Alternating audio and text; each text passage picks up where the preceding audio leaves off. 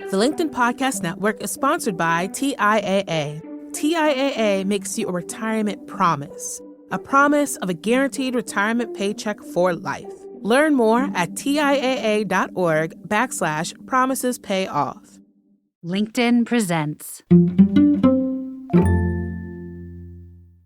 Just as gas-powered cars emit carbon exhaust, we emit digital exhaust in the form of data.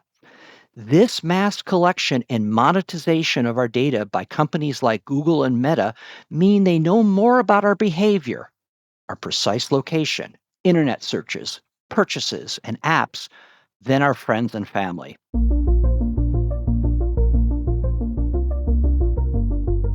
What's up, people? Today is Thursday. My name is Michael Kovnat, and this is the Next Big Idea Daily. Now, I don't know exactly how you're listening to this podcast, but I'd hazard a guess that one of the big tech companies is involved. This handful of mega corporations like Apple, Alphabet, Meta, and Amazon are increasingly woven into the very fabric of our lives. There's a lot of convenience to that, of course, but there's also a lot of risk, according to Tom Kemp, author of the new book, Containing Big Tech: How to Protect Our Civil Rights, Economy, and Democracy. Tom is a Silicon Valley-based entrepreneur, investor, and policy advisor who founded Centrify, a leading cybersecurity cloud provider. Tom writes extensively on technology policy and has served as an advisor for political campaigns and advocacy groups. Here he is to share some of his big ideas. Before, it was all about serving us ads, but now the collection of our personal data is increasingly being weaponized against us.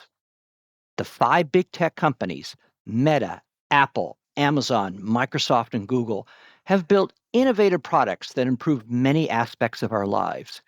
But their intrusiveness and our dependence on them have created pressing threats to our civil rights, economy, and democracy.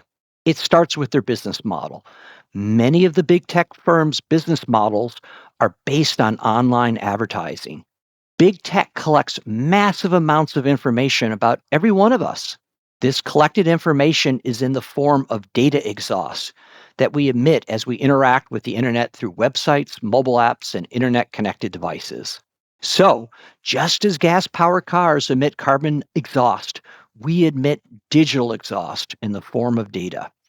This mass collection and monetization of our data by companies like Google and Meta mean they know more about our behavior, our precise location, internet searches, purchases, and apps than our friends and family. Historically, this near total digital surveillance has enabled those companies to profile us and utilize this deep insight to let advertisers target us. But now, this data and behavioral analysis can be weaponized against us if, for example, you facilitate or get abortion in certain U.S. states.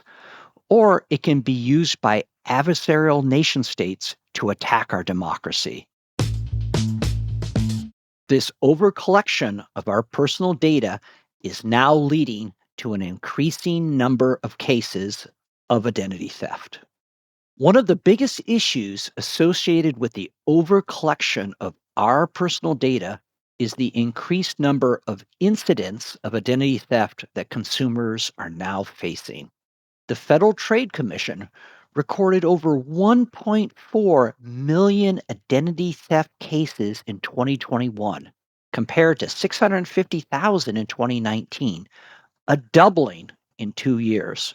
According to the Identity Theft Resource Center, identity theft can destroy a person's credit, make it difficult to get housing, and in some cases, drive people to contemplate suicide. A recent survey by the group found that 67% of respondents said they could not pay their bills because of identity theft.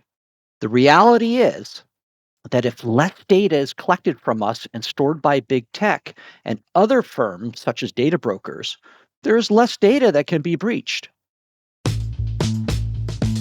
Big tech is making huge bets on artificial intelligence, or AI, but AI can and is being used for exploitative purposes. The CEO of Google said that AI is the most profound technology that humanity will ever develop and work on. Not surprisingly, big tech is investing billions of dollars in AI. AI technology is commonplace in big tech services and can deliver significant value to consumers and big tech's customers. For example, AI allows big tech's virtual assistants like Apple Siri and Amazon's Alexa to interpret questions, provide recommendations, or even perform tasks such as playing music, making a phone call, or sending a calendar invite.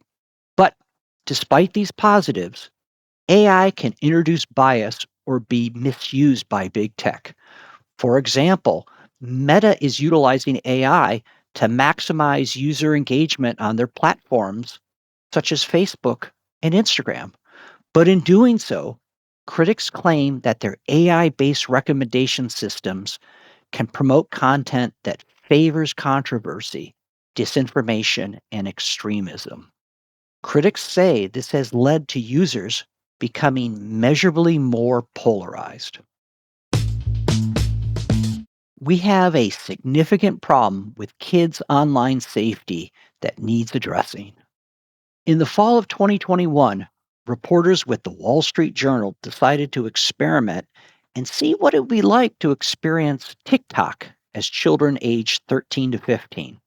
Unfortunately, the reporters soon discovered that TikTok's underlying AI systems drove the minors' accounts into rabbit holes of endless spools of adult content. Collectively, the accounts saw over 100 videos recommending pornography sites, plus other videos encouraging drinking and drug use. Social media should not create rabbit holes for us to fall in, let alone ones as explicitly dangerous as these.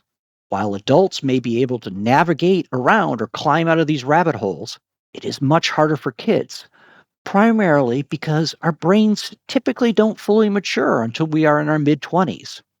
Moreover, kids find it even more challenging to resist staying online because they lack critical cognitive capabilities.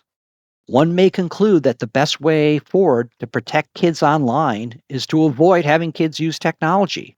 But in today's modern age, that is not practical or possible, given the reality that the digital world is a necessary and significant part of our kids' lives.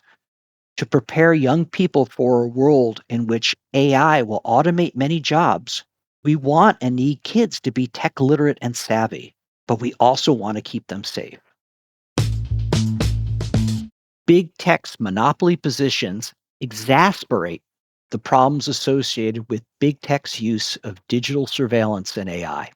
The fact is that the big tech firms have monopolistic power over key digital markets in our economy. And the end result is that we are seeing suppressed competition and innovation. All big tech firms have been aggressively acquiring or stifling competitors. Furthermore, big tech companies continue to gain a competitive advantage as they get more widely used.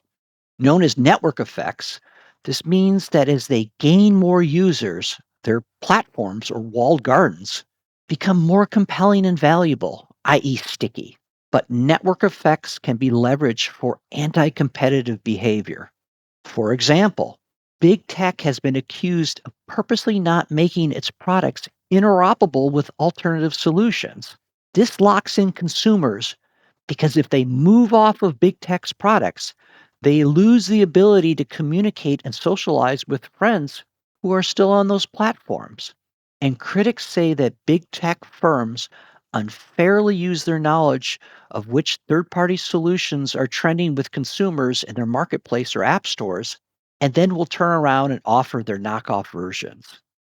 As much as we may like their brands or fondly recall how they started as scrappy startups in the darlings of Silicon Valley, having such high degrees of concentration is not healthy for our economy or democracy.